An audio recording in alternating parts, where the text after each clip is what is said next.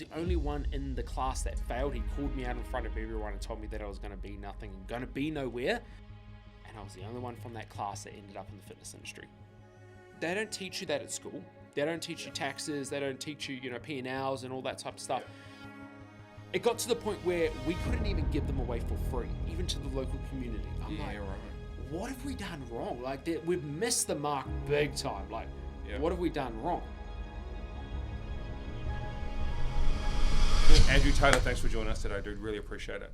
And thanks for the gift. That's all right, man. We're going to talk a lot about this hat, right? Because I'm a hat guy, you know that. I did. So I saw that on your Instagram story. And just off camera, he said that it's a hat for big heads, exactly. which is perfect.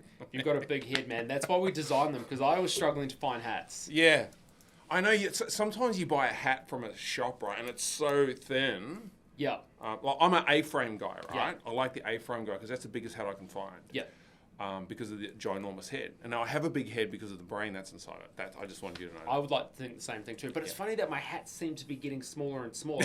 So right. Maybe my brain's growing. Maybe it is. Maybe it is. Maybe it is. So, dude, I want to get to know your story. I've done a little bit of research on you, right? So I know that you've come over from New Zealand, South Auckland. Yeah. Did we brush them down for weapons? Okay, we didn't Knives, do that. Anything. All right, we didn't do that. So I'm from New Zealand. I sort of know South Auckland a little bit. Actually, my brother still lives there. Oh, really? Which is totally unfortunate. Yeah. That was an Auckland joke. No harm, no foul. So talk to me about that journey. You made a decision to come here, right? Yeah. Conscious. Yes. So originally born and raised in Manurewa, South Auckland. Mm-hmm. My mum's actually she's born and raised in Australia. So my mum and dad, she's an Aussie. Yeah, so they met here in Australia. Yep. They own pubs up in Gympie, sold them up, right. Moved back to New Zealand for a 3-month holiday, stayed there for 20-something years. Yep. And then one day I was just like, I can't keep being here no more. There's more to life. I've got to do something about this. Yeah. So I went to my parents and I was like, look, I want to move to Australia. Yeah. And mum's like, I've always wanted to move back home. Dad's like, well, if you're going and my wife's going, I'm coming with you guys as well. Yeah, okay. So, we made the conscious decision to move here. Can I ask what year that was? 2011. Okay, 2011. We decided to move here. Yeah. And honestly, never look back. Yeah, cool. Never look back. Cool. Hey, can you talk to me about your parents? So your mum to do that, right? You said, I want to go. She goes, man, I'm coming with you. Yeah. You guys must be tight. Yeah. Me and my mum and my dad are like, we're tight. Like, I'll speak to my mum pretty much every single day on the phone. Yeah. My dad probably most days on the phone as well.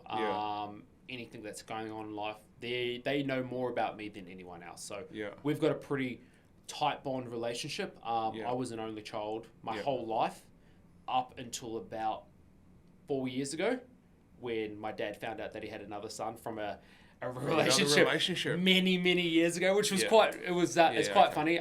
But Jeremy, my brother, he's a great guy, and we've got a great relationship with him as well. Yeah. It's cool that you guys connected though, right? And that happened, because sometimes it's like, hey, I don't want anything to do with that. Yeah. So. Well, it's actually quite a funny story, because obviously this happened back when they were living in New Zealand. Yeah. And my brother, he actually lives here in Brisbane. He was only living 10 minutes away from me, where we're living at the time. Yeah. Right. So like it was meant to be. It was meant to be. It was meant to be for everything to come together and stuff like that. So I've got a good relationship with my parents. Yeah, cool. So 2011, you're in Brisbane? Yeah. In Brisbane, Australia.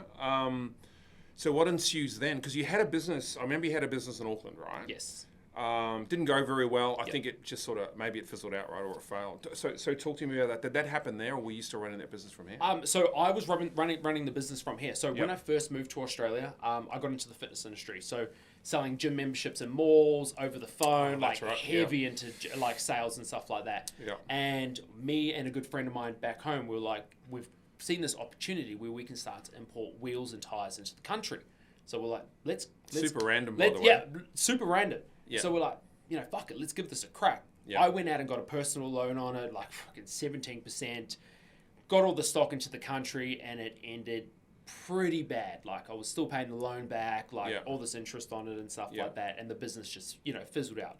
Took a lot of learnings from it. I wish I knew what I know now back then, because this was at peak Facebook status where you could put $10 towards an ad and you'd make sales like that. Oh man, I know. That was peak ball, time. Right? It's a crystal, man. I always think the same thing. I remember it. Yep. But I just didn't do anything about it. Exactly. Yeah. And so the business fizzled out, and I was on a flight home from New Zealand. So bear in mind, on this flight home from New Zealand, I had left the fitness industry. I decided to leave the fitness industry, and I was on a flight home from New Zealand. Yeah.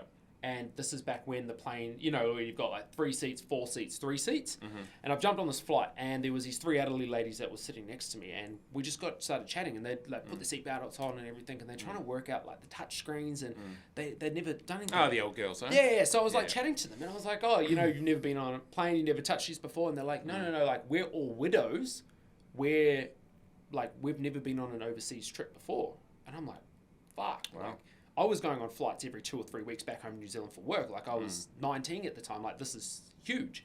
20 at the time. Anyway, so I was like, it started to make me think. I'm on a flight home from New Zealand. I don't have a job. My business has just failed. I've got no income. And I'm like, fuck, there's got to be more to life than this. Like going home, seeing friends, doing the same shit day in, day out. I'm like, there's got to be more. Like we need to start living life just that little bit more. So can I ask you a question? Just to interject. So did they regret that? Yeah. Did you? Is that the point? That was the point that I got out, and they're like, I remember one of the ages was like 65. She was probably the youngest one out of the 3 of them. Yeah. And she said to me, she's like, I've realized that we've left living too late in life. Yeah, it's common, right? You know, I mean, Gary Vee talks about this. Roll up on some old looking Yoda dude right at the airport and just talk to them and just ask them. Yeah. And he goes like, you know, one of the regrets was, I wish I'd done something else with my life. Mm-hmm. I wish I'd married, you know, Sally Thompson or whatever it may be, right? So that's interesting, man. So you went, man, I'm not going to do that. Yeah. I don't want to be 70 fucking hanging out with my mates for 50 years doing nothing. Yeah, literally. And I was like, I've got to do something about this. So I came home. Oh, well, sorry. On this, I've still got the envelope still at home where we designed our first logo on it, where it's like, you know, when you're bored, you're sitting on a plane, you're scribbling. Yeah. And I've still got that first ever logo on that envelope still to this day. And I went home and I'm like, I don't have a job, I don't have an income. Like, how am I going to start this? Like, I'm not getting another personal loan out. Like, I fucked the last one. I'm not going to be able to do this, right? Yeah. So I'm like, I came across this website called, I can't think of it. It was a crowdfunding website. It wasn't a GoFundMe. It was like Kickstarter. Kickstarter. So I came across Kickstarter and it's like, you can pledge for people to, you know, do this thing. And I'm like, okay, cool. So I created like the branding, the logos, and then put this thing up on there. You've got 30 days, and I think I pledged for like $3,000 or whatever it was. Oh, is that all? Yeah, and that's all I wanted to get it started. So I was like, okay, cool. So I did this, and it was like 20 days. I'd only done like $700, and I was like, no, this isn't going to work. So I started reaching out on LinkedIn, like just sending random messages to everybody. And on that 30th day, I think we ended up raising like something like $4,600 from just pure random. Above the number you were hoping for. Above the number. And that was enough to kickstart the business. Like we were able to put logos on shirts, get them out to people and just kind of start doing it. But I didn't have enough business knowledge. I didn't know what I was doing. I had no idea. So I got another job back in the fitness industry, continued working in the fitness industry, working my way up to the top in the industry, as well as building Liveco on the side. As well as doing that, we started a marketing agency, and then I started a commercial cleaning company on the side. Commercial cleaning company? Completely off topic. Yeah. So essentially, I was in the right place at the right time. Yeah. As a commercial cleaning company had not done well in this particular place, and the guy said to me, he's like, Andrew, do you know any commercial cleaners? I was like, yeah, I've got a commercial cleaning company. I didn't even know. Like, I was still living at home with my mum and dad. Super interesting, right, that you do that. Yeah. Like, because you know what it is? There's it's probably part of your DNA. You're a risk taker. Oh, 100%, yeah. So if I had to profile you, that would be one of the key elements of you, because I can tell. Yeah. Like, you just run for it, right? Oh, 100%. And you don't even think about it. No. So you, let's just get it started and we'll figure the rest out later. 100%. And that's what it was. And it was like, he was like, right, can you get me a quote this afternoon? Got the quote. I think I submitted the quote on the Thursday. He agreed to it on the Friday, and we were starting the Monday. I didn't have cleaners, and this wasn't just like a small building. We're talking twice a day, 7 days a week. You know, we're talking 2 or 3 staff, and I'm like, fuck, like, what am I going to do here? So I was like, called all my friends. That's old school entrepreneurship, man. Yeah, man. I was called all my friends, like, can you help me out? A couple of mates helped me out at the start. Went into Bunnings. I remember because my dad is far from a risk taker. My mum's a risk taker. My dad's far from it. You might get it from her. Yeah, I get it from her.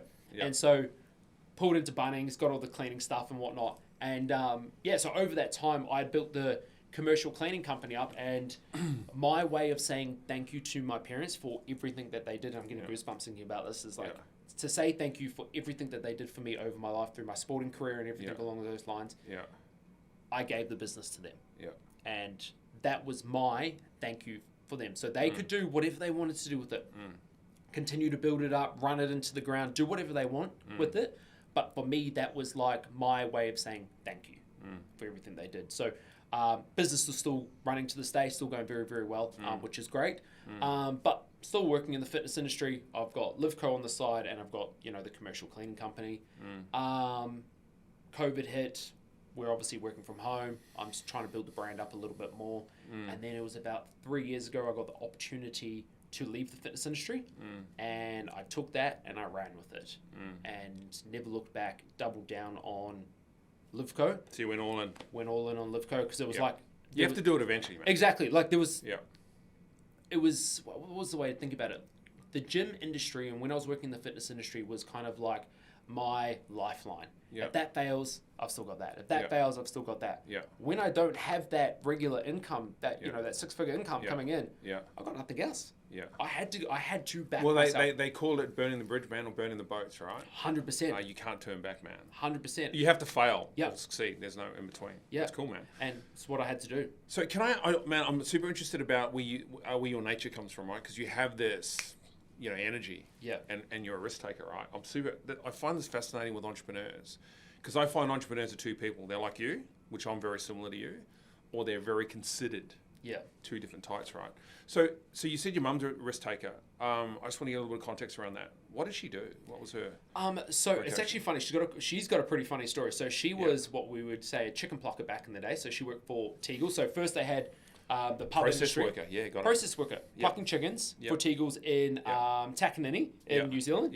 And she kind of worked her way through it. Got into Panasonic. Started getting into the printing industry, digital printing and stuff like that. And then worked her way up in the digital printing industry. Then she started her own print company. So I was like maybe 10, 12, if that. I can't even remember when she started that. And she was in East Tamaki, which is like, if anyone knows South Auckland, Otara, East Tamaki, like it's not a safe area, you know, type thing, but a very commercial business area. And I remember when she started this, it's like she would be out on the road selling to people on a regular basis. And I used to get business cards and flyers in the school holidays and go door to door to door. I love that, man. To sell business cards and flyers. That's how you grew a business in the old days, right? Literally, door to door. And everyone in the local area knew who I was, business people. Like I used to do that. You know, Rally New Zealand, like the big bosses of Rally New Zealand knew who I was as a kid because I used to work in Mum's print shop. And that's kind of, I think, where I got that drive, as opposed to my dad was your, you know, standard working the job, work there. 9 to 5 guy. 100%. So it was your mum who was quite entrepreneurial. Because, you know, entrepreneurs now, they think that they can put up a set of posts on Instagram and wonder why they're not a fucking millionaire in 6 months. Oh, it kills me. It honestly kills me. Oh, mate. It's just crazy. Okay, cool. So that's where you get it from. Good to know. So you went all in on Liveco, man. Like you're all in, right? Big risk, by the way. But it seems to pan out. So talk to me. Is it just you in the business? Yeah, it's just me. Just you. Just 100% me. There's no loans, no freehold, no credit card. It's literally every bit of dollar that I have taken from that business, I have put back into the business. So my income is from other ventures like, you know, Lvinmedia and stuff like that. Anything to do with Liveco is just put straight back into it. Man. Let's get deep on learning, right? So you start the business, you commit to it, you quit your fitness job. I'm assuming you're selling memberships, right, and probably doing some PT stuff all at the same time. So essentially what it was is I was in the business development. So pretty much, you know, sales staff, marketing. So essentially what I was doing is I was bringing all the leads in for our sales staff for them to sell, you know, managing staff and all that type of stuff. That's kind of how it was going about. And because I had to understand lead gen in the fitness industry. So you learned that there. So I knew the sales side of things. I knew how to speak to people. It's like, now we need to try and put this in, implement this in via digital marketing to bring leads in. And then I got really good at that. So then I could then start Lvinmedia to then on-sell my services to other gyms, fitness facilities, or even just service-based businesses. Here's a question for you. It's a bit of a side note. I'm going to pivot somewhere else just for a minute. So being from New Zealand, I'm a believer in you are some of the 5 people you hang out with the most, man. I truly believe that. How strong was that for you in terms of, do you still hang out with the old crew, or did you realize, hey, if this is going to work, man, I've got to change my social habits, right? Talk to me about massively. That. So if I think about all my old friends back home, there's probably still one of my closest persons, which is Kane, one of my best mates. He's probably the only one that I socialise around with. but even just social circles growing up, and depending on where I am in my life, I have noticed that they have changed quite frequently. So I found as though I thought I was around a bunch of people that were supportive and were helping me grow in my business journey. And I figured this out about 3 years ago. And the day that I decided to shut that chapter of my life was probably one of the best things that happened, because I was able to grow as a person. Because it's like, the old saying, like, depending on the size of the tank is going to depend on how big the shark's going to grow. I was stuck in this cage that I didn't realize. I like that analogy. Can we write that down? I'll put that on a t-shirt. But like literally, like I was stuck in this cage that I get it. I didn't realize. And the day that I left it, I'm like, fuck. And so now it's all about surrounding myself around genuinely valuable people. And I'm not saying in a sense of people that provide value to me. It's more so people that genuinely fucking care. Like when I walk into a room and they ask me how I am, it's they not mean just, it. Yeah, it's not like, oh, hey man, how are you? Like carry on. Like they want to, I want to have depth conversation with people. I want to go deep. Like I want to talk about, the depths of things. Yeah. Yeah, it's so important, right? And I think there's so much surface level bullshit, man. Especially in the business world as well. Like you want people around you who truly believe that you can do it, man. Yeah. And that's critical. Okay, that's cool. I wanted to know that because I think people, young entrepreneurs, struggle with letting those guys go or girls go, right? Yeah. And they just keep holding them back consistently. Yeah. And then they struggle in their head, right? Yeah. You just got to get over that shit. Yeah. Because if you're truly committed, that's a byproduct. You just have to do it. Yeah. And then I think you saw the post I put up the other day. It's like you wouldn't take advice from somebody with a 2-cent mindset versus like it's so true. Dude, like keep that one too. There's another t-shirt. That, honestly, there's 2 t-shirts so far. Mate, I could write a full list for you guys. Like, I have notes of like when I'm like thinking and I'm walking and I'm like, fuck, that's cool. I do the same, dude. Man, all the time. Because I get my notes on my phone out and I just start writing stuff, right? Yeah. Even if I'm just waiting for those epiphanies that you had. Like I 100%. had one the other day. It was like, I know we're going a little bit off topic here, but I had one the other day and it was just talking about the growth on social media. And I remember I read it. It was like the 3rd of April at like 10 a.m. or something that I had like written this thing, and it was like about how social media is evolving and changing and all that type of stuff. And I was like, right, I need to talk about this. That exact day, the head of Instagram released the exact same thing that I had just written down. And I'm like, I'm fucking onto something here. Like, just what you're feeling. Yeah. Well, it's because you can see it, right? You're experiencing it. Cool. So you're in the business. So, man, you're starting your own company. Do you have a business degree? You got no formal university education? I failed high school. Yeah, right. Shit, really? Yeah. I wouldn't... look. It was something that I wasn't proud of. So I passed NCA level 1. Yeah. I think I got NCA level 2, but I didn't get NCA level 3. Yeah, right. And it was I think we used to call that sixth form UE, university entrance. Yeah. And it's actually funny that I worked in the fitness industry for majority of my life. Yeah. And fitness was the only thing that I was really good at school, PE, sports academy, and all that type of stuff. Yeah. And there was this one, and I still vividly remember it to this day, there was this one component of PE that we had to pass, and I was the only one in the whole class that failed it, and I still vividly remember my teacher calling me out in front of everyone. Was it the ropes? No. It was all to do with like muscles. Like it was all grammar and spelling and all that type of stuff. Like you had to spell every single word properly. And I was the only one in the class that failed. He called me out in front of everyone and told me that I was going to be nothing and going to be nowhere. Yeah. And I was the only one from that class that ended up in the fitness industry. Yeah, right. Super interesting, right? Yeah, it's like. Well, he probably fueled you a little bit. Right? Probably, yeah. It's like, fuck you. I'm gonna do it just to prove to you that I can. Yeah, legit. Yeah, cool. So, all right. So you got no formal education in business, right? No. So you're going to have to learn a lot of things as you start. I bet you made a shitload of mistakes. Oh, so many, man. Yeah, dude. So many. So I want to hover on that before we get to them, some of the big ones, so people can learn from it. So when you get hit, right? I just call it getting hit, right? You're going to get hit multiple times.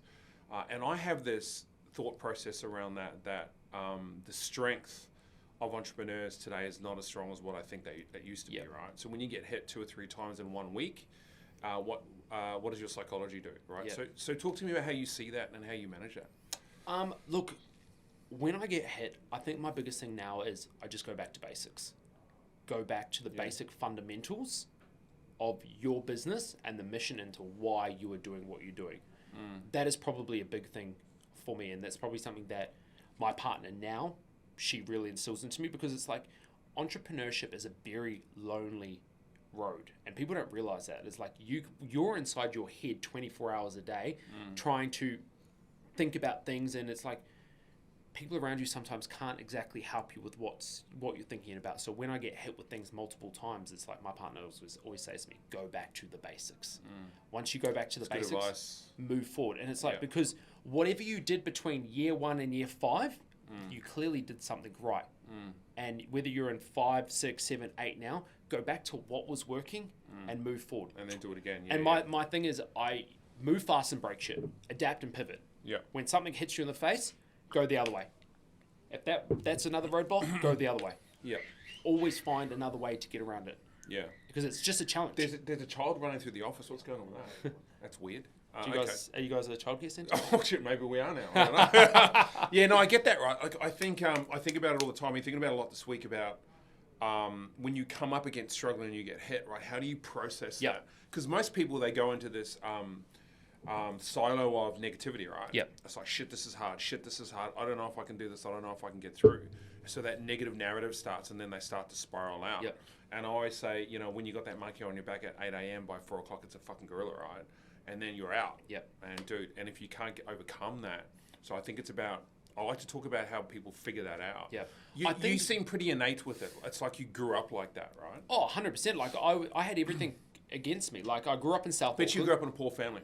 My parents were not wealthy. Like they had food on the table, roof over the head. Yeah.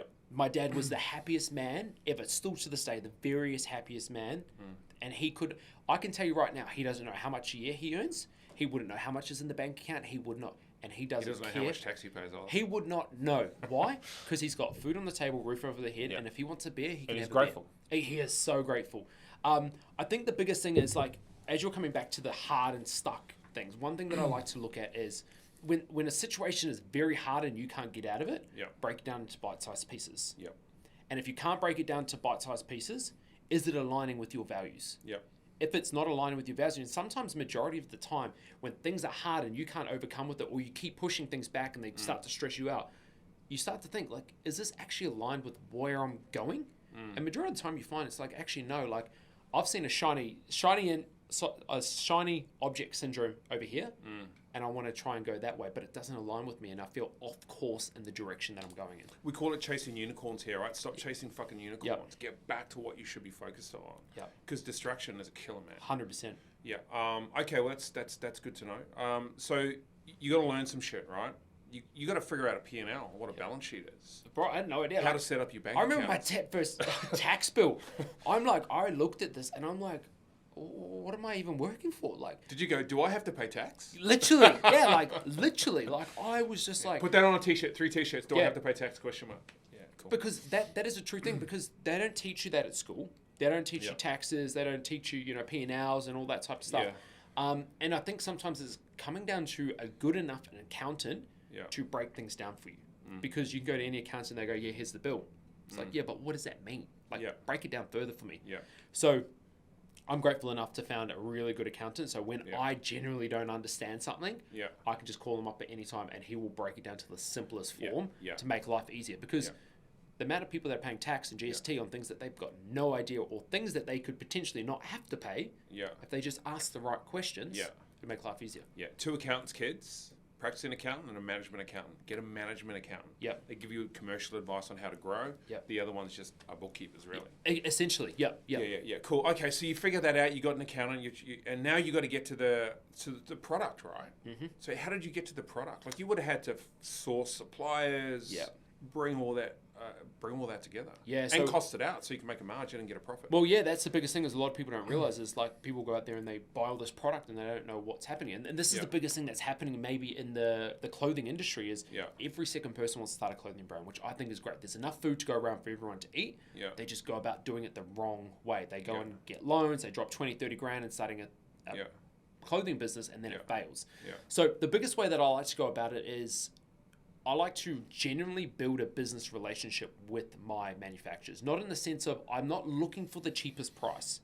I'm not, well, obviously I want the best quality, but the major things that I want to look at is communication, turnaround time, and then price. Because there's no point having something that is dirt cheap, but I can't communicate with them, and then shit's always getting fucked up. Like, I want to make sure that I can actually communicate with them, and we've built a genuine relationship. So majority of my manufacturers, besides one of them, I have worked with them from day dot to now. and we've built that relationship. They know how I operate. But you wouldn't have known who they were. You have to go and seek those people, right? Yep. So you got to run all the numbers on that. Yep. 100 phone calls. Yep. So back in the day, we first started with a company. I can't even think of that. They were based in Logan. So it was a company based in Logan. They were a Kiwi family as well. Yeah. And they just helped me put a couple of logos on shirts. They started off with that, and I outgrew as far as I possibly could until I had to move into international. Yeah. And so that was when Alibaba was kind of just coming onto the scene, and it was like, I didn't really understand how to communicate with them. But what I picked up pretty fast is everyone's contacting these people all the time. I need to ask all the right questions. How long you been in business for? Show me photos of your factory, videos, the communication. So I would send them kind of like a big Q&A for them to respond back to me. And depending on how they answer those questions was depending if I would take them into a sample production or not. Because so make me some products, send it to me. And then because they're all different, man. Like there's some shoddy product out there. Oh, 100%. And it's like, if you cannot take the time out of your day to respond to this email, and you're just like, do you want sample? I'm like, no, you're not the person for me, because you're obviously just focused on money, which is fine. I want to build an actual genuine relationship with you so that we can work long term for this. By the way, these hats are such good quality, I can feel it. Yeah, they've actually got a soft, people don't realize this, so they've actually got a soft mesh on the inside. So when you wear a hat, it's actually really hard. Like if you put your fingers... it's not a trucker's cap, so it's got material on the back, so it doesn't have to... It's like a nice soft material in there for you. So quality, right? Because it's longevity. If you want to be sustainable, man, you've got to have good quality products. Because people do not want to buy shit products anymore. Exactly. Because one thing that I learned is when it comes to wintertime, how many times a year do you buy a hoodie? You probably buy one hoodie a year. Yeah. So you've got 10 million different brands out there in the world, and each person only buys one hoodie. Like there's no point producing a shit product. Make sure your product is that good so that next year when they come back, they're buying a hoodie. People buy t-shirts all the time. People buy hats all the time. But when they want to buy a hoodie, they 9 times out of 10 buy one or two max. I find this interesting. Did you do the research on unit sales, say for hats like this one, before you went into that business? No, you didn't. So you had no idea there was a market. It's actually quite funny how the hats started. So my biggest thing was, one, I couldn't find hats that fitted myself. That was a big thing that I couldn't find. And I was like, right, I'm gonna bring out an A-frame. I like the shape of an A-frame. I want to bring it out, but I need to make this bigger that it's going to fit me. I've always had a thing. I like to tuck my ears in as much shit as we get for it. That's always just been me, because I've got more bigger ears. Big ears and a big head. Honestly, big ears. I could probably pick up more signal than Telstra. Be very honest. And so I was like, okay, well, how are we going to go about doing this? So I was searching the biggest competitor that's out there, Culture Kings. Yeah. So I'm on Simon's company. Yeah, Simon's company. Shout out to Simon. Yeah, Simon's a good dude. He's a good dude. So I'm like searching Culture Kings, and I was looking through all their reviews, and I was looking at all their Facebook statuses and stuff like that. And there was this one color in particular that everyone was like, bring this color back, bring this color back. The greeny fucking... Oh no, it wasn't. No, because he did all these bright colors. Yeah, right? This was it was like a sandy color. It's what we consider it's our Vegas gold color. Yeah, so I brought out the jet black, which is the one they're wearing, and the Vegas gold, and I brought those two colors out. Yeah. Minimum order quantities of 200 per color. So cool. So I've got 400. Yeah. Brought them out, chucked them up on my website. Sold out. No one brought them. Not one. Well, that's a problem. It was a massive problem. I'm like, holy fuck. So hang on, are you spending on advertising at this time? It's a paid ad, right? At that point in time, yes, I'm paid advertisement. No one's buying. Yeah, right. No one's buying. Could not sell them. Yeah. It got to the point... Well, maybe if you had $250,000, you could get Drake. I could, and you could sell those hats, right? It got to the point where we couldn't even give them away for free. Yeah. So I put a post up about this the other day. We could not give these hats away for free, even to the local community. I'm like, right. What have we done wrong? Like, we've missed the mark big time. Like, what have we done wrong? So I was like, okay, take them off the website, sell them out. And I was like, hold on, I sat there. Because bear in mind, I'm building this business out of my parents' garage at this point in time. Yeah. I've got all their crap behind us. I've got the cars in the background. I've got everything. Yeah, right. And I'm like, what am I doing wrong? And I'm like, let's put them back on the website and let's continue to sell them. Yeah. But let's put them as sold out. So no one can buy them. They can see them, but no one can buy them. Oh, really? So I did that. Strategy. Just kept putting money towards it, putting money towards it. Yeah. We turned them back in stock. Yeah. Sold out. Wow, interesting. Psychology, right? Yeah, we created demand. Customer psychology. We created demand. Yeah. And then it's FOMO, the fear of missing out, man. Exactly. And then what we found is powerful. We were not bringing mass amount of stock. People get mad at us. Why are you never in stock? I'm like, well, clearly you want it that bad. So when we are in stock, you're going to buy it like that. Yes, that's super interesting, man. And that's kind of how the evolution of our hats started to take off. And that, to this day, is our number one product, is our hats. Right. We decided, so this was probably about 2 years ago. I was having a meeting with one of my assistants, Marianne. Shout out to her. She is the most amazing chick. She's based in Mexico. So she worked with me remotely. And she said to me, and I remember this vivid one day, she said to me, she's like, Andrew, we've either got to pivot into hats and hats only, or we're going to stay where we are. And it kind of, she pretty much gave me the ultimatum as like, we either do this or I'm out. So she wants to get rid of the distraction and go deep on one thing. Yeah. She's like, we're either going to focus on hats or I'm out of the business altogether. I don't want to be working for it no more. Because obviously, you know, as a marketer, like her as well, like it's stressful. Like we're trying to push shit uphill and you're sort of diluting your investment, your focus, right? Yeah, we've got hair, we've got hair, we've got hair. She's like, double down on the hats. Yeah. And I still vividly remember from that year to the next year, we grew 300% in our business. Yeah, right. And it was, all we did was focused on what we were good at, and that was hats. Well, I hope you gave her a fucking bonus that year. She is still a godsend to this day. She's still with the company, cool. Unfortunately, she's not. She's moved on to do her other things. Yeah. But she's making some big headwaves in the marketing space. Yeah. She outgrew where we were, and she needs to go next level. Yeah. And I've got so much respect. Like, the door's always open for her if she wants to come back. Grant Cardone, I always remember something that he said. He said, what people do now is they build the first level in their business, right? And then they fucking knock it down and then build another one next door. Yep. Instead of building the second level on top of the first one, right? Yep. So that's good advice from her, because I think that happens all the time. And again, it's fucking distraction and it's chasing unicorns. Yeah, because what it was doing is like, we brought out a full female range. Yep. The quality was next level. Like, still to this day, I've probably got about $100,000 worth of wholesale stock that I can't sell. Yeah.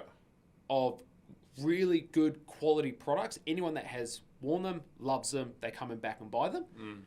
But females were not our market. And I'm trying to target females here that are classy. Then I'm trying to target streetwear over here. So why are they not your market? Is it because the way that you look in the media, right? Yep. It's very male orientated. Very male orientated. So if you're a sophisticated female or just a female in general, which I am. Yeah, well, you look great. Yeah. I don't know if you noticed, I got nail polish. Yeah, I saw that. I didn't want to go there. Yeah, don't ask. Anyway, so what we found is these females are coming to our website and it doesn't speak to them. It doesn't speak classy. It doesn't speak anything. It speaks hip hop, street, males, very ego. And it's like, that's why wasn't working. And it's like, what was working was the males. It's like, we could go two ways and then start to heavy push this females, or we could just cut our losses of what we've done there, dive deep into what's actually working, and maybe look at revisiting that at a later date. But right now, while the business is growing, we need to focus here. That's where they're paid divs, right? Paid divs. Works out. Massively. Yeah, awesome. Massively. So, so you're learning, you're growing, you're getting advice from people. You get a good accountant, man, 100%. That's the first thing you have to do. And you're starting to generate revenue. Yep. Right? So you get to the point in the company, we go, hey, this is sort of working. And then I think you probably think to yourself, we could probably diversify at some stage, right? And you probably start thinking about, most entrepreneurs do. Yeah. By the way, I was just looking at your t-shirt, which is a cool t-shirt, by the way. Thank you. And I'm trying to find, I've been on the search for the best t-shirt on the planet for years, man. I still haven't found it. My question is to you, what do you look for in a t-shirt? Yeah, it's pretty specific. Yep. Either a crew neck or a V-neck, I don't really care. But what I'm doing is I'm looking for quality where if I wash it 5 or 6 fucking times, it doesn't lose its integrity. Okay. Right? Yep. I'm looking for a t-shirt that doesn't have the longest sleeves, but also not the shortest ones. Yep. Right? And for whatever reason, every time I buy a t-shirt, it's like they make t-shirts for the shortest torso men on the planet. Yes. Because they're not long enough. Yeah. Right? So. And it looks like you're wearing your little sister's t-shirt. Yeah. Yep. Like, so I found a t-shirt at the top that's perfect, but it's like that's too short for me. Yeah. Or it flares out that it makes it look ridiculous. Plus it has to be fitted, right? Yep. It's got to be a fitted shirt. So give me probably 2 months. I would consider that I'm designing the current perfect fitting t-shirt. So I've had this one in production for a long period of time. It is a thicker t-shirt. Yeah. So it's a little bit thicker. It's fitted. Yeah. Sleeves are not too long, but not too short, but enough to make the arms look Yep. like you go to the gym, which is what we want. We obviously want to check. Yep. Tight across the chest, so it fits well across the shoulders. Yep. Flares out a little bit out, but it's a stretchy material. Okay. And the great thing about it is a thicker material, so when you sweat, it doesn't show sweat marks. Yeah. And that's what we're really focusing on at the moment. So I'm probably about a month or two away from finalizing all that. I noticed so Father Son's released a bamboo style t-shirt. Yes. Bamboo cotton mix, right? Which is a pretty good shirt. Yep. The problem is the sleeves are so short, it's like it doesn't have any. Yes. Right, it's crazy. Yep. So you're very focused on product, I can tell. Yep.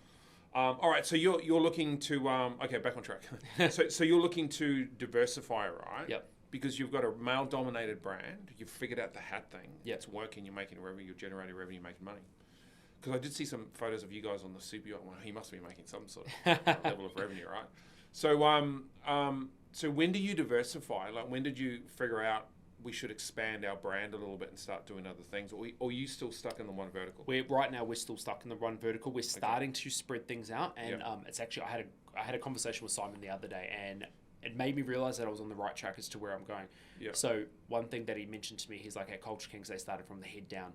And it was something that I wrote in my diary that day. Start at the head down. Next thing is t-shirts. Once we become really fucking good at t-shirts and we dominate the t-shirt, then we go into shorts. And are you going to pivot to beanies and that type of headwear? Yeah, so right now, with diversifying things, we're changing things up just a little bit. So we've got deep fitting hats. Yeah. We're starting to go into standard fitting hats. Yeah. We've got a sample. Was that an 840, right? Is it 840? That's a 940. 940. Yeah, that's a 940 A-frame. Yeah. So we got your standard fitting A-frames. We've got a female A-frame coming out as well. Yeah. We want to do kids A-frames. Yeah. And then just your standard good market in kids. Baseball hat. Yeah. Just your standard baseball hat is what we're going to be focusing on. So once we dominate those spaces, then we'll start looking heavily into the t-shirt market. Yeah. Can I ask, just with your product, so you made a conscious decision to go deep because you've got a big head. Yep. Did the market appreciate that? Was that something that stood out? At start, no. Like, we still get a lot of hate on Facebook. Like, really? When somebody sees an ad and I've got my ears tucked in, they will hate on it straight away. Yeah. But we're not a corporate company, so I can fucking give them shit back on Facebook. Yeah. Like, I will give them just as much back as they give to us. Yeah. Because then what happens is you jump in the comment section and you're like, hold on, this isn't corporate. Like, he's actually, and they love it. Like, they genuinely fire up over it. So, I'm not allowed to do that in this company, by the way. I want to. Yeah. I want to say, hey, dude, and then hit back, right? But I'm not allowed to. My marketing. Look, I think there's probably a time and a place. But if it's a bare comment, like, I can hit it back. Yeah. But we did get a little bit of slack at start, and then people started to realize, like, hold on, I'm sick of wearing these hats that don't fit me properly, or they're too tight on my head, and what are they doing different that I haven't seen? And they put it on, and they're like, this is everything that I've been looking for. Yeah. Yeah. You know what you could do? So I'm just spitballing now. Is that you could create, cleaners for hats, protector spray like they do for sneakers now, all that sort of stuff. Right? So there's all this other revenue. All the little accessories that go with it. So you just add them. They pop up in the cart. Yep. I just want 10%. You just run with that. Yep. Just take it. So you can get all the products, ship them in. Okay. All right. So you're starting to diversify now, which is cool. So t-shirts is the next thing. Yep. And you're almost there. Yeah. I'd like to say that we're almost there with that. Yeah. Cool. So what's the so then what are you going to do then? So you moving into like activewear and gym stuff? And nah, man. So that's like a natural attrition movement, right? Well, it's funny. Like when we first started the brand, we were we didn't want to be an activewear brand because this is kind of when like all the new activewear brands started showing up. Lorna Jane all was over the place, man. Yeah, Lorna Jane was in her peak. What is there? There was Do You Even? Muscle Nation had just kicked off. Like everyone was kind of in that status. Yeah. And I was like, I don't want to be an activewear. I want to be a lifestyle brand. But I'm like, what is a lifestyle brand? Yet again, we're trying to chase too many things. We don't exactly know what's considered. What is a lifestyle brand? It depends on whatever you feel a lifestyle is. So you could be, and the way that we pitched was so it's like a tailored interpretation for the other customer, what they think it is. Oh, but then you're trying to market that. It became too hard. And I'm like, well, in my terms, it became too hard. I was like, I'm trying to market everything. I'm not hitting anything. So I'm like, let's go with what we're good at. Like, what do I know? I know South Auckland. I'm brought up there. I know the Pacific Island community. I was brought up in a very multicultural area. Hip hop, rap, street, all that type of stuff. I'm like, majority of our customers are these people that are buying our stuff. Yeah. Let's focus on just being a pure streetwear brand that specializes in hats. Yeah. And that's what we've now. I love that because it makes it real, right? Because it's you. Yep. And it's your life experience, right? Then it's not you just coming up with someone else's fucking idea and concept and trying to... Yeah, and I've always wore hats my whole life. Yeah, so have I. Yeah. Yeah, cool. Okay, so so if it's not going to... So I'm still trying to figure out, so where's the direct vision? Like, are you going to do... Is it lifestyle... Is it going to be sort of active? Is it not? Or are you going to stay in that one lane? We're going to stay in the one lane. So our mission right now is to become one of Australia's best streetwear brand that specializes in hats. Yeah. And that's our focus right now, to dominate that. Yeah. And then go into New Zealand, and then may potentially look at license agreements with other sporting events and all that type of stuff, because we've got a particular fitment that people are loving. Yeah. And we get messages all the time like, hey, can we buy your hat's blank? And we're like, no.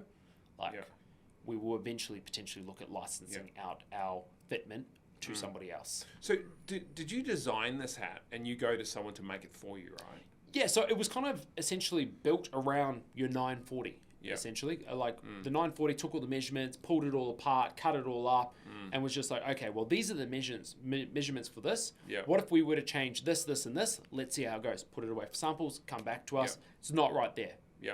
So we have a specific... tech pack for our A-frames to get it perfect every single time. And even in the last 12 months, we've had a lot of feedback. Guys going, we want it just that little bit deeper.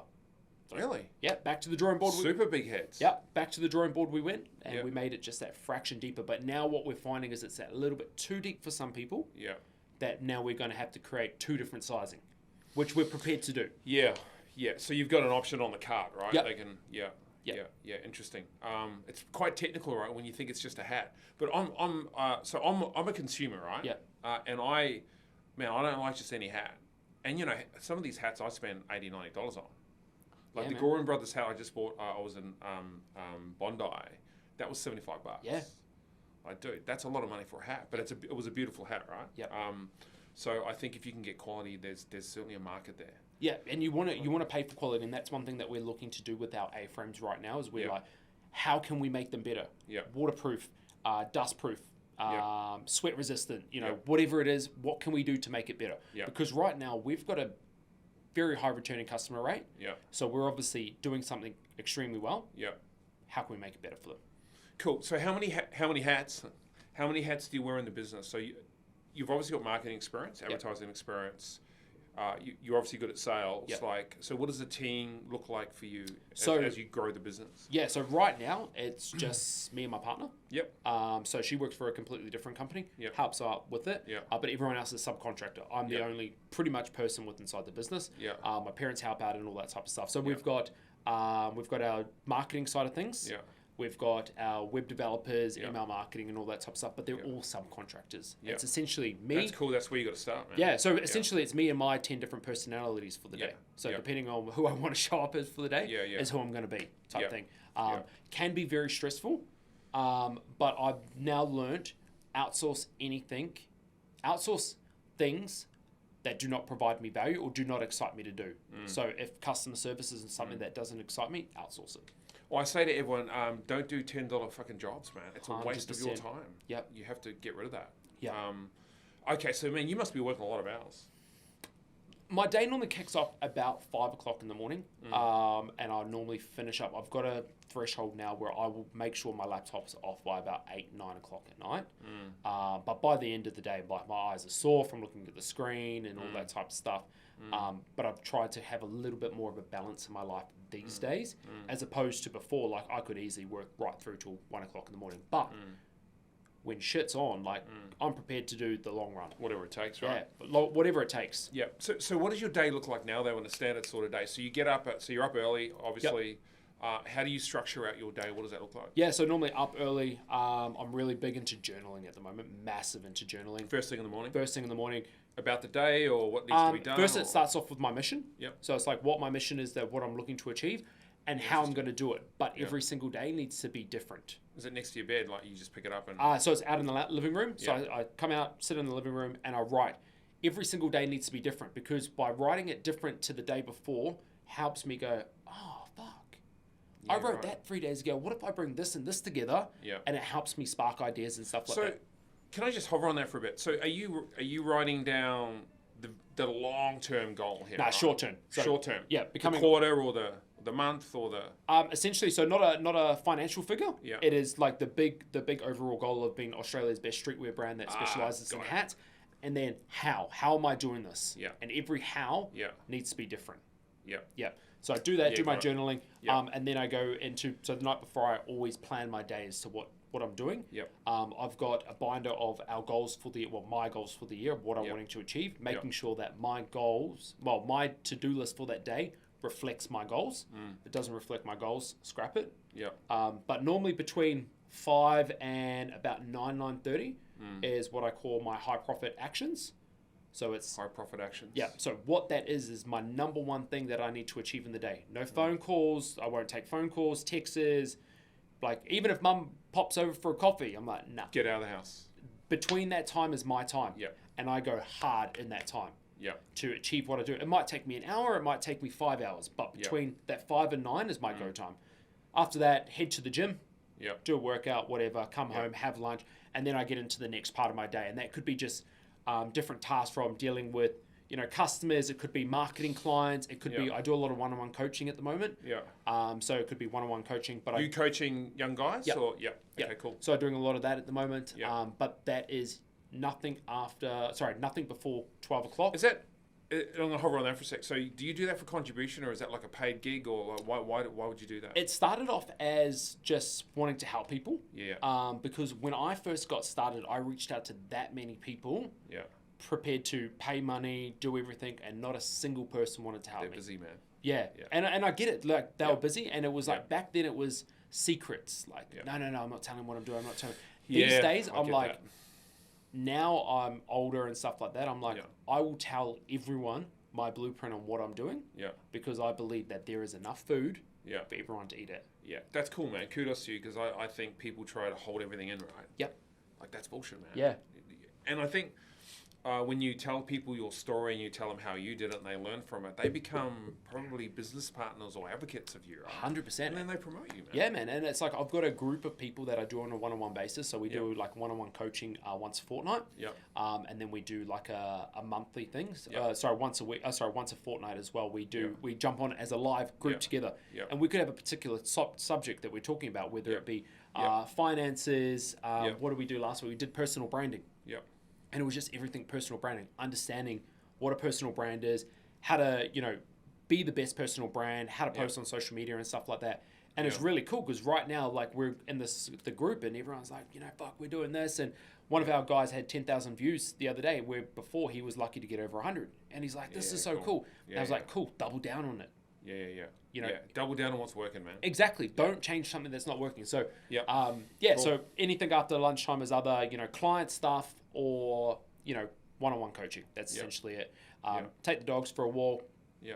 What sort of dogs do you have? So I've got a straight hair Labradoodle. Yeah. And a Toy Cavoodle. Yeah. So I got a big one and a little one. Little fluff ball. Yeah. Cool. But one thing that I do, and this is something that I'd love to share with everyone, is I believe we're going to go into an era where people are going to shop live. Yep. Like, and it's starting to happen right now. What do you mean shop live? So, for example, I go live on Facebook, I go live on Instagram, TikTok, or anything along those lines. Yeah. And I'm going to go live in that time. Yeah. And we're going to talk about the product. So what we're doing is I set aside my time on a Monday night and a Thursday night. Yep. Every other night that I get people to come in and pack orders and stuff like that. Monday night and a Thursday night, I will go live and I will pack orders live on TikTok. And people froth over it. Yeah, it's crazy. It's engagement, man. It's the engagement. High level engagement. We're working out at the moment. So I could be on there for an hour and a half up to 2 hours. Yeah. Our engagement, like the top 10, like it shows you the top 10 people that actually watch for that time. Yeah. They could have been watching for an hour and 15 minutes. And I'm like, these people are watching for an hour and 15 minutes. And then they'll send me a DM later. Super interesting, man. And they're like, man, love your story. Yeah. How do I go about doing this, and this? And I'm what lights me up is helping people turn an idea into a reality. Like that fucking lights me up so much. Do you think that purchasing products online, and I get the live thing, is going to with the we've got all these exponential technologies coming into play, right? AI has certainly been one of those. We're all over that, man. We love that technology. How's that going to influence the retail purchasing sector online, do you think? Do you think it's going to change? Yeah, I think so. I think big retail companies need to start pivoting and adapting, and they can't be the boring basic models that they are now. Like, they need to start building a personal brand behind who is there. So I think her name is Brittany Noonan, I think her name is. She's got Fate the Label, female chick. Yeah. She's all over her brand. She is the person behind her brand, and she is crushing it because she's relatable. It's funny, right? It's like people are purchasing products because, because of the brand, but because they connect to it, right? Yeah. They would connect to her. I want to be like her, or I'm sort of like her. That's why I'll buy it, just to get that experience, right? They want to feel connected with her and know that they're supporting her. Like, back in the day, there was a guy that I followed quite heavily, and he was big on this back in 2012, and he sold his business. But I know if he continued on doing what he was doing back in 2012 to this day, is that the fitness cartel guy? No, so that's Nathan James. So this guy's name was Simon Phillip, and it was a fitness brand back in New Zealand. He's also a drummer as well. Simon really? Phillips. Yeah. Anyway. Simon Phillip, he's actually from the Mount. Oh, okay. Yeah, so he's from the Mount. He started a company called Fitwear, and he was big on going live. Yeah. And him and his boys, they literally just hired this house, and they would just all live in this house, creating this fitness apparel brand, and just going live on Facebook, just talking walking from shit. room to room, right? Yeah, literally. And it's like, if he continued on doing what he was doing back then to now, it would be huge. And I feel like we're starting to go into that era. Yeah, super interesting. Yeah. Cool, man. So what's the vision for the business over the next sort of 12 to 24 months? Next 12 to 24 months, we really want to dominate the New Zealand space. We really want to get into the New Zealand space and become a household brand in New Zealand. Is there less competition in New Zealand than there is here? There probably is, right? Yeah, there's definitely. Culture Kings is obviously the number one. Love Culture Kings altogether, but I'm prepared to go head on with them. Yeah. That's probably. Yeah. And it's funny you're getting a bit of coaching from Simon. Well, he sold the company. Yeah, right? I've never said this live on anything along those lines, but it's true. Like I'm ready to compete. Because he started bricks and mortar, man. Like that's a different level, right? Yeah. That's investment. That's solid capital. Yeah. Like he's done very, very well, and I'm very grateful that he's now coming out and talking about his story, because I still remember back in the day where I'd be driving, I'm like, who is this fucking guy? I'm looking on Instagram and I'm looking on Facebook, and you could not find him. Yeah. I was the same, because I remember walking into a store years ago when they opened the one up on, I can't remember what street it is, maybe it's Mary Street or something like that. Yeah. It's 2 levels, and they've got all the shiny shit, and then there's a big wall of hats, right? I said, fucking who is this dude, man? Like, there was so much curation in that store. Yeah. It was so full on, I couldn't believe. I could imagine he spent a lot of money, and he would have thought deeply about how to lay that store out. Oh, he's crazy. Very, very... There's Simon has definitely killed the streetwear brand. Like, he dominated that, like Culture Kings and stuff like that. I definitely believe another massive player inside the streetwear brand, and I'm not too sure if you're familiar with them, called G'd Up. Okay. Sydney-based brand, and they're they pop up in the feed every now and then. They're another company that I take massive inspiration from. They're dominating the streetwear space. Yeah, cool. So New Zealand dominate, Australia dominate, and then maybe global, right? Yeah. It's essentially what I'd like to do is eventually start to get it into sporting stars. Yeah. So like working with big sporting stars. I just saw Nick Kyrgios interview Gary Vaynerchuk, by the way. I listened to the podcast the other day. Yeah. I was like, that's cool. Man. That's cool. That's a big ticket for him, man. Yeah, huge. So, definitely dominating the headwear space, getting really, really good at that, as well as building my personal brand up in that sense as well along the way. I think that we as founders need to start putting ourselves out there a little bit more. Yeah. 100%. Look, I think it's just confidence, right? I think most people don't want to do that, man. Like, I certainly struggle with it, but we're focused on it now because we know that it has contribution and it works, right? Personal brand is king. But I was really shy, man. And I think most people are, man. Yeah. I'm not shy naturally, but I mean, to do that, it was just different, man. In a business space, like you shooting video all week. What the hell's going on with that? You could walk into a business meeting and you could fucking crush it. Yeah. But then someone puts a camera in front of you, like, and I think it's just like anything. It's like going to the gym. You can't just walk in and squat 200 kilos. You got to go in. You got to try it. You got to get reps up. You got to get better and better and better. Yeah. It takes time. And you look at some of the bigger. You look at Gary Vee when he first started versus to where he is now. Like like he can get on camera and just spit fire straight away. He's like the grandfather, man. I think he's so good at communicating online. It's crazy, right? He's really good at what he does. But for me, and maybe people listening will resonate with this, is that I just didn't think I was good enough. I didn't like the way I looked, the way I dressed, and all that stuff came into play, right? Yeah. So even though I'm a strong guy, entrepreneurial, I'm turning over millions and millions of dollars, right? that still fucking got to me, man. Yeah. Do you think it's hard, right? A bit of imposter syndrome? Like we see what everyone else is doing out there, and sometimes we're like, oh, we didn't articulate that word properly. We didn't articulate our message across. Yeah, I think it's neurosis. Yeah. I just wanted it to be perfect, right? And I think you get into that neurotic place where if it's not perfect, I don't like it. Yeah.